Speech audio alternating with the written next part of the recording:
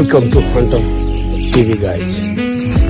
Early morning तपाईँहरूलाई स्वागत छ बोराबानको एकदमै सुन्दरता ठाउँ र बिहान बिहानै स्वागत छ। मेरो फर्स्ट ब्लग हो तपाईँहरूलाई।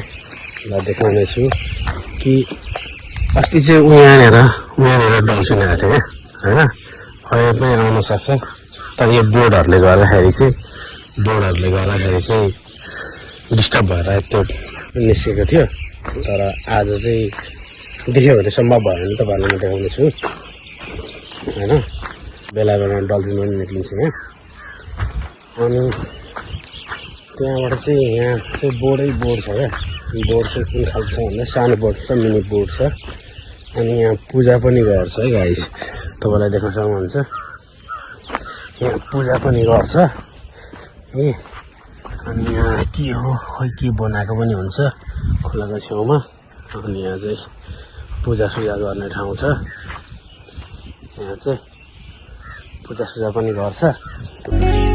मिनी बोर्डले चाहिँ यहाँ बाँधेर टक्क राखेको हुन्छ। मिनी बोर्ड चढ्ने ठाउँ यहीँबाट हो। अनि यहाँ बाँध्छ। अनि चाहिँ कोशी एक्सप्रेस प्रणाली होइन।